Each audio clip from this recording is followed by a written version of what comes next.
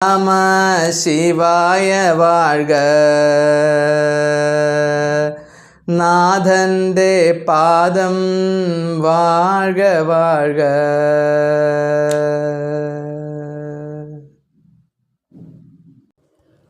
മാണിക്യവാചക സ്വാമിയുടെ തിരുവാചകത്തിലെ അടുത്ത ചില പാടലുകളിലേക്ക് നാം പ്രവേശിക്കുകയാണ്. ഉണ്മയായുള്ളോനെ നിന്നുടെ പൊൻപാദങ്ങൾ കാണുകയാൽ മോക്ഷമാർന്നേൻ. മോക്ഷം ഞാൻ നേടിടുവാൻ ഓങ്കാരമായി എന്നുള്ളിൽ വിളങ്ങിയിടുന്നവനെ, ഉണ്മയെ നിർമ്മലനെ, എരുതിലമർന്നോനെ, മറകൾ നാലിനാലും അയ്യനെന്നുരച്ചോനെ, ഉയർന്നു താണ് പരന്നിടുന്ന സൂക്ഷ്മസ്വരൂപ നിന്നെ ഞാൻ വണങ്ങുന്നേൻ. അപ്പോൾ എങ്ങനെയാണ് സൂക്ഷ്മസ്വരൂപനായ ഭഗവാനെ ഞാൻ വണങ്ങുന്നു? അപ്പോൾ ഭഗവാന്റെ പ്രത്യേകതകൾ, ആ പാദങ്ങളുടെ പ്രത്യേകതയാണ് ഇവിടെ പറയുന്നത്. ഉണ്മയായുള്ളവനെ, സത്യമായിട്ടുള്ളവനെ, സത്യം പരം ധീമഹി, സത്യമായിട്ടുള്ള ഭഗവാനെ, ഒരിക്കലും നശിക്കാത്ത ശാശ്വതനായിട്ടുള്ള ഭഗവാനെ, സത്യസ്വരൂപനായിട്ടുള്ള ഭഗവാനെ. പിന്നെ നിന്നുടെ പൊൻപാദങ്ങൾ കാണുകയാൽ മോക്ഷമാർന്നേൻ. നിൻ്റെ പൊൻപാദങ്ങൾ എനിക്ക് കാണാൻ കഴിഞ്ഞു, അതുകൊണ്ട് ഞാൻ മോക്ഷം നേടിക്കഴിഞ്ഞിരിക്കുന്നു. നിൻ്റെ പൊൻപാദ ദർശനം എനിക്ക് ലഭിച്ചു. അപ്പോൾ സത്യദർശനം ലഭിച്ച മാണിക്യവാചകരെ കുറിച്ചിട്ടാണ് ഇവിടെ നാം കാണുന്നത്. അപ്പോൾ സത്യദർശനത്തിന് ആ പൊൻപാദങ്ങൾ കാണുക മാത്രം ചെയ്താൽ മതി. ശിവപാദങ്ങളെ ആർക്കാണോ കാണാൻ കഴിയുന്നത് അവർ മോക്ഷമാർന്നിരിക്കും. മോക്ഷം ഞാൻ നേടിയിടുന്നു. പിന്നെ ഓങ്കാരമായി എന്നുള്ളിൽ വിളങ്ങിയിടുന്നവനെ, പ്രണവമായി നീ എൻ്റെ ഉള്ളിൽ എപ്പോഴും വിളങ്ങി നിൽക്കുന്നു. അതുകൊണ്ട് എപ്പോഴും എന്നിൽ തന്നെ ശിവൻ കുടികൊള്ളുന്നു. ഓങ്കാരം ശിവനാണ്.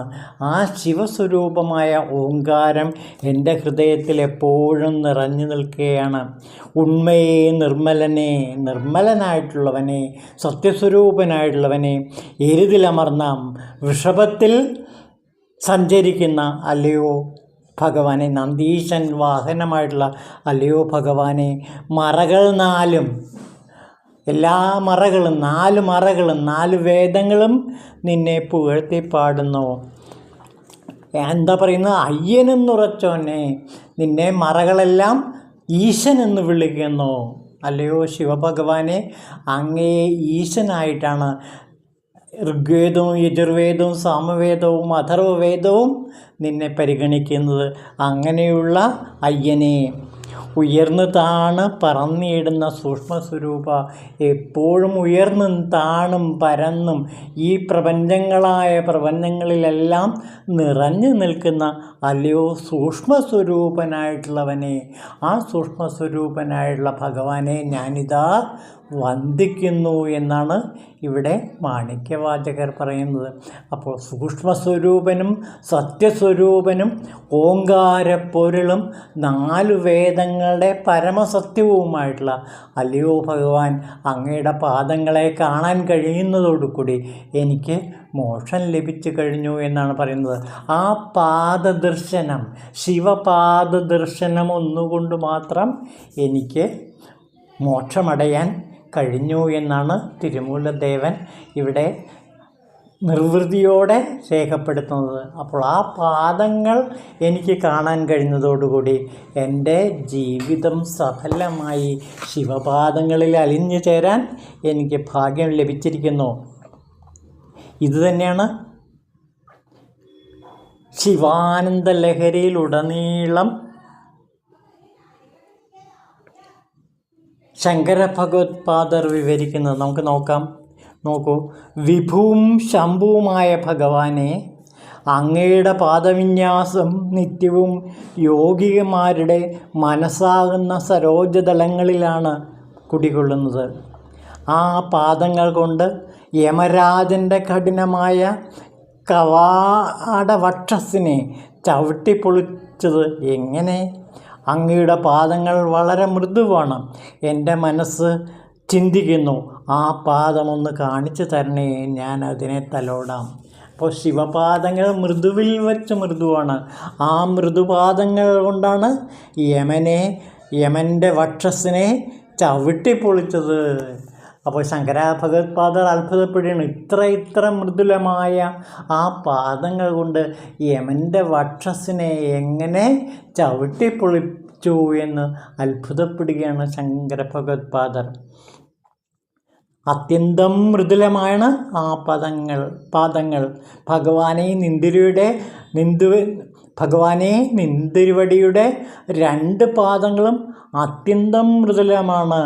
അതിന് യമരാജൻ്റെ മാറ് ചവിട്ടിപ്പൊളിച്ചപ്പോൾ എന്തെങ്കിലും മുറിവോ ചതവോ പറ്റിയിരിക്കുമോ എന്ന് ഞാൻ ഭയപ്പെടുന്നു. യഥാർത്ഥമായ ഭക്തി ഇങ്ങനെയൊക്കെ ചിന്തിച്ചു പോകുന്നു. കണ്ണപ്പൻ്റെ കഥയിൽ ശിവൻ്റെ കണ്ണ് അർപ്പിച്ച ആ കഥ നാം ഇതിനു മുമ്പ് കേട്ടിട്ടുള്ളതാണ്. അപ്പോൾ അത്രയ്ക്ക് ഭക്തന്മാരുടെ മുമ്പിൽ ശിവൻ പ്രത്യക്ഷപ്പെടുക തന്നെ ചെയ്യും. ഇവൻ വീണ്ടും ജനിക്കും. ഇവൻ്റെ മനസ്സ് കഠിനമായിരിക്കാം. അതിൽ നൃത്തം ചെയ്യേണ്ടി വരും എന്ന് കരുതി എന്നെ രക്ഷിക്കാനായി നിന്തിരുവടി മുമ്പ് തന്നെ പർവ്വത പ്രദേശങ്ങളിൽ തൻ്റെ കോമളപാദങ്ങൾ ന്യസിക്കാൻ അഭ്യസിച്ചു. അങ്ങനെയല്ലെങ്കിൽ ദിവ്യഗ്രഹങ്ങളുടെ ഉള്ളിലുള്ള പുഷ്പദലങ്ങളും വേദികളും ധാരാളമുണ്ടായിരിക്കെ അവിടുന്ന് എന്തിനാണ് പാറകളുടെ പുറത്ത് നൃത്തം ചെയ്യുന്നത്? അപ്പോൾ അങ്ങ് പാറകളുടെ പുറത്ത് നൃത്തം ചെയ്യുന്നത് എന്തിനു വേണ്ടിയാണ്? അങ്ങയുടെ പാദങ്ങളെ കുറച്ച് ദൃഢതരമാക്കാൻ വേണ്ടിയിട്ടാണ്. അങ്ങനെ ദൃഢതരമായ പാദത്തിന് മാത്രമേ എൻ്റെ ഹൃദയത്തെ വിശുദ്ധമാക്കാൻ കഴിയൂ എന്ന് കരുതിയിട്ടാകാം അങ്ങ് പാദങ്ങളെ ദൃഢതരമാക്കാൻ വേണ്ടി പർവ്വതങ്ങളിൽ നൃത്തമാടിയത്. അപ്പോൾ ആ പാദങ്ങൾ അത്രമേൽ മൃദുവാണ്.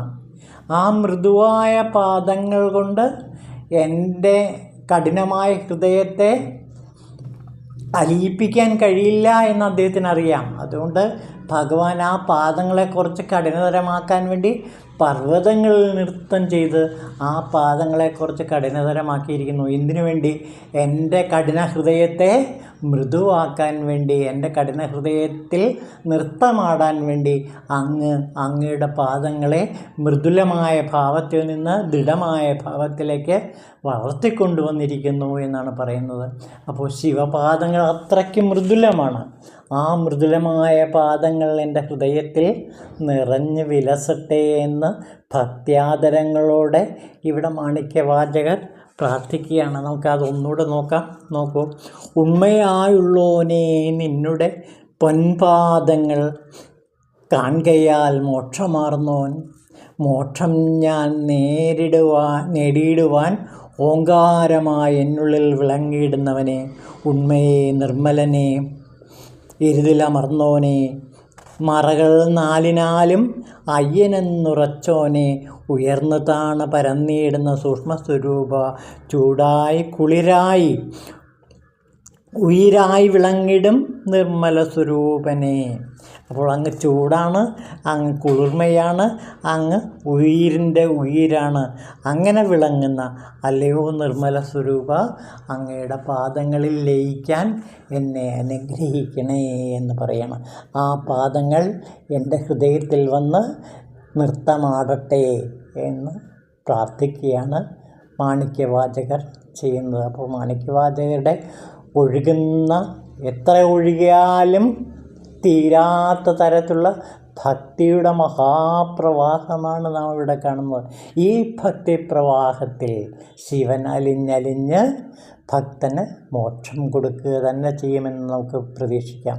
അപ്പോൾ ഇവിടെയൊക്കെ ശിവഭക്തിയുടെ ഉന്നതമായ ഒരവസ്ഥയിലേക്കാണ് നമ്മെ ഈ കവിത കൊണ്ടെത്തിക്കുന്നത്. അപ്പോൾ അത്രയ്ക്ക് നിർമ്മല സ്വരൂപനായ, അത്രയ്ക്ക് സത്യസ്വരൂപനായ, വേദങ്ങളുടെ ആത്മസ്വരൂപമായുള്ള ഭഗവാൻ ഇപ്പോൾ ഇതാ നമ്മുടെ മുമ്പിൽ മാണിക്യവാചകരുടെ വാക്കുകളിലൂടെ നമ്മുടെ മുമ്പിൽ പ്രത്യക്ഷപ്പെടുന്ന കാഴ്ച നാം ഇവിടെ കാണുന്നു. ഓം ശിവായ നമഃ.